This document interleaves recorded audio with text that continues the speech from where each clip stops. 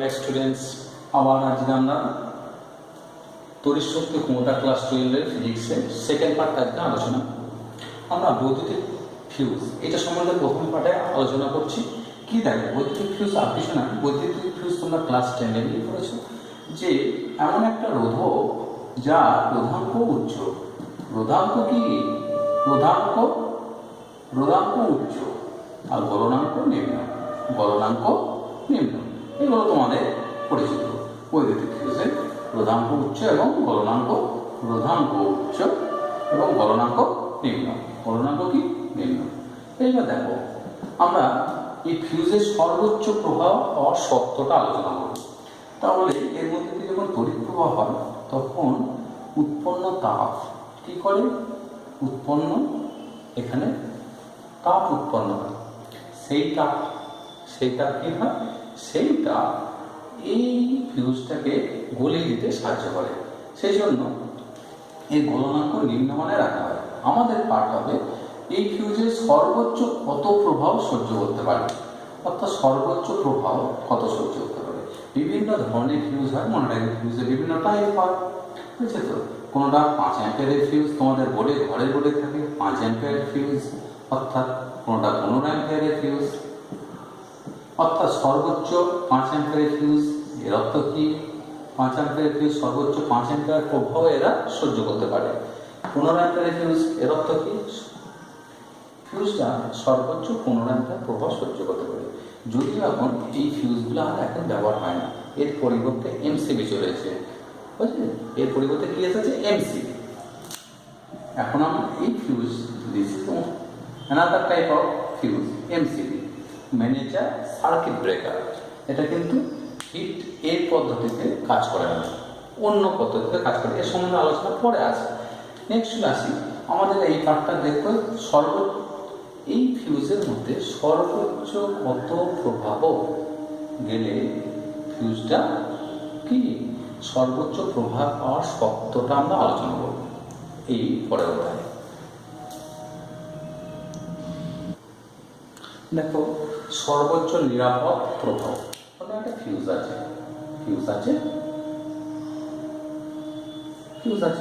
এটা fuse wire. এটা কি ওয়্যার? Fuse wire. এটা ফিউজ ওয়্যার। ওকে, এই ফিউজ ওয়্যারের পরপর দেখে নিই। এর দৈর্ঘ্য হচ্ছে, ভালো করে এখন তাহলে তোমাদের ক্লিয়ার হবে। এর দৈর্ঘ্য এল, এর ব্যাসার্ধ আর, ওকে, এর রোধাঙ্ক রো। তাহলে এই ফিউজটার রোধ কত হবে? রোধ ইকুয়ালস টু ফিউজটার রোধ আর ইকুয়ালস টু কি হবে? Rho l by a means এর প্রস্থচ্ছেদ কত? Pi r square. কত হবে? Pi r square. এটা আমরা পেলাম এর সর্ব রোধ। আচ্ছা, এর মধ্যে দিয়ে যখন প্রভাব যাবে, বললাম প্রভাব আই যাচ্ছে, এর মধ্যে দিয়ে কত প্রভাব যাচ্ছে? আই। অর্থাৎ সেই আয়ের মান যখন আয় প্রবাহিত হবে প্রতি সেকেন্ডে উৎপন্ন তাপ, টি সেকেন্ডে উৎপন্ন তাপ কত? আই স্কয়ার আর টি। টি সেকেন্ডে উৎপন্ন তাপ কত? আই স্কয়ার আর টি। প্রতি সেকেন্ডে উৎপন্ন তাপ কত? প্রতি সেকেন্ডে উৎপন্ন তাপ কত হবে? প্রতি সেকেন্ডে উৎপন্ন তাপ হলো এইচ সমান কত হবে? আই স্কয়ার আর, বুঝছে? I square R by J হচ্ছে জুল তুল্যাঙ্ক, জুল, যে এখানে জুল তুল্যাঙ্ক। আই, তাহলে আই স্কয়ার হলো আর এর মান কত? আর এর মান কত? Rho l by pi r square. এই পর্যন্ত এমন কিছু কঠিন না।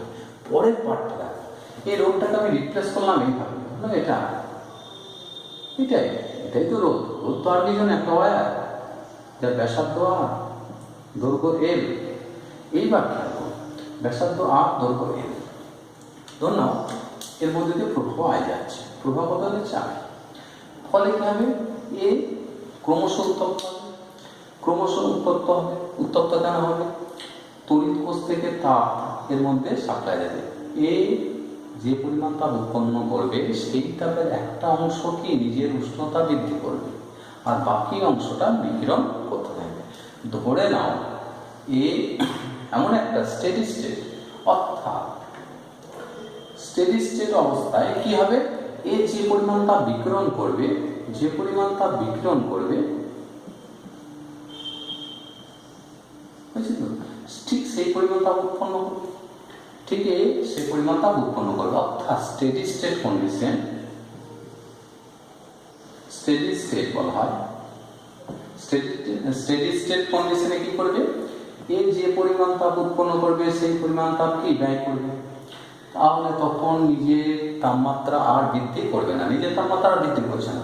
তাহলে নিজের তাপমাত্রা যদি বৃদ্ধি না করে, পুরো তাপটা কি, যে পরিমাণ তাপ উৎপন্ন হবে, এখানে যে পরিমাণ তাপ উৎপন্ন হবে সবটা কি ব্যয় হয়ে যাবে, এদিকে এদিকে ব্যয় হয়ে যাবে। তাহলে এখান থেকে আমরা বলতে পারি, ধরুন এর মধ্যে দিয়ে একক সময় ব্যয়িত তাপ, ঠিক আছে, প্রতি একক ক্ষেত্রফল ধরি রোডটি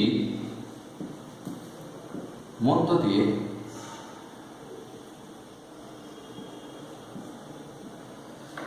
প্রতি সেকেন্ডে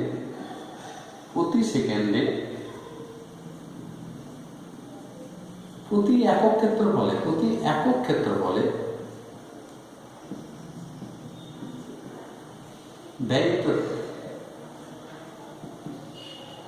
ব্যয়িত তাপ, ধরুন একটা কিছু ব্যয়িত তাপ,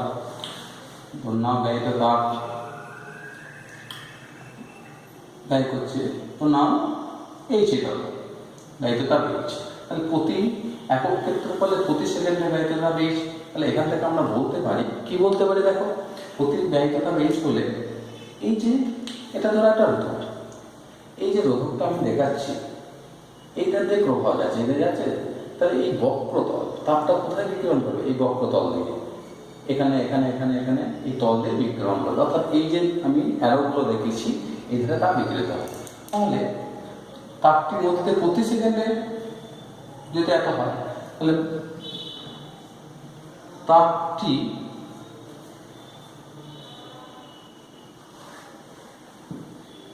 প্রতি সেকেন্ডে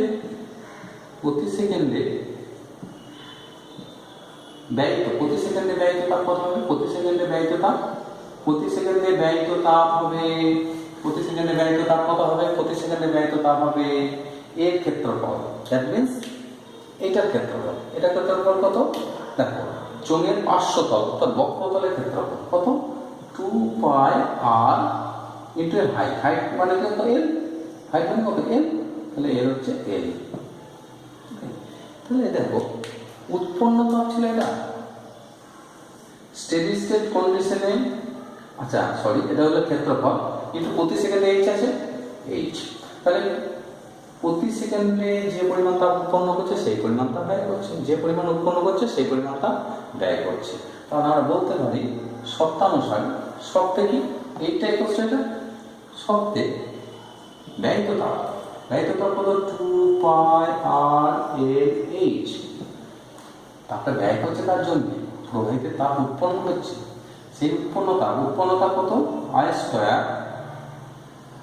ρ L/πr²। খেয়াল করে দেখো, এখান থেকে পাই এল এর ক্যান্সেল হবে, আর কিছু পাচ্ছে না, এখান থেকে আর কিউ, আচ্ছা আই এর আকারে প্রকাশ করি, I² সমান আই ধরে রাখবো, বাকিগুলোকে এদিকে নিয়ে আসবো, তাহলে হয়ে যাবে 2π²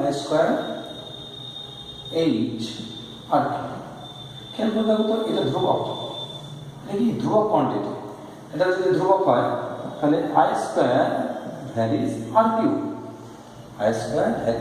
therefore I varies r⁻3/2, r⁻, কি 3/2, খেয়াল করো ব্যাসার্ধে 3/2 এর উপর ডিপেন্ড করছে, দৈর্ঘ্যের উপর ডিপেন্ড করে না। তাহলে তড়িৎ ম্যাক্সিমাম প্রবাহ ব্যাসার্ধে কত ধার, 3/2, দৈর্ঘ্যের উপর আছে, দৈর্ঘ্যের উপর ডিপেন্ড করে না। ওকে, এটা গেল এই পর্যন্ত। নেক্সট চলে আসবো রেটিং।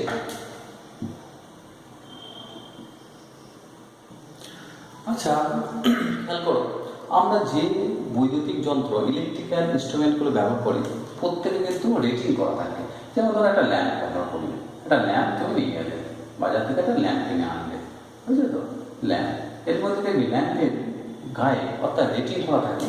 আমাদের এখানে মনে রাখবে সিস্টেমে 220 ভোল্ট, ধরুন ল্যাম্পটা 100 ওয়াট প্লাস, তাহলে কী কী রেটিং করা থাকে?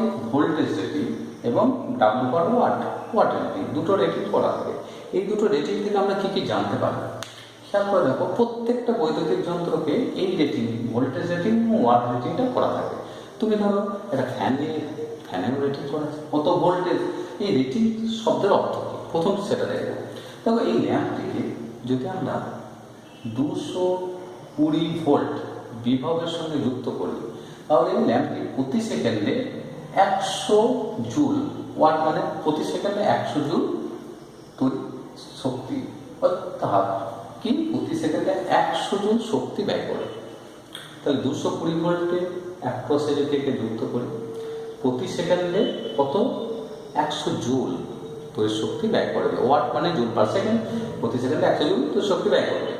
ব্যাস, এইটা যে এখান থেকে অনেক কিছু নির্ণয় করা যায়। সর্বোচ্চ প্রভাব কত যাবে, আই ম্যাক্স কত যাবে, এর রোধ কত, তোমরা জানো, আগে আমরা এই কোশ্চেনগুলো পড়েছি। কি এর ক্ষেত্রে সর্বোচ্চ প্রভাব অর্থাৎ আই ম্যাক্স কত হবে? আই ম্যাক্স সর্বোচ্চ প্রভাব কত? দেখো, আমরা একটা সূত্র জানি, পি সমান কি V into I, V into I সমান কি P by V, that means P by V. ল্যাম্পটা সর্বোচ্চ হবে 220 বাই ভি কত? 100।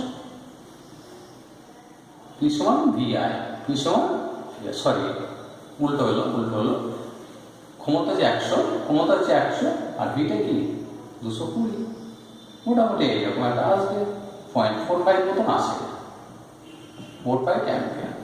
তাহলে সর্বোচ্চ কত প্রভাব এই সহ্য করতে পারবে? 0.45 অ্যাম্পিয়ার সহ্য করতে পারবে। এর থেকে বেশি হলে কি হবে?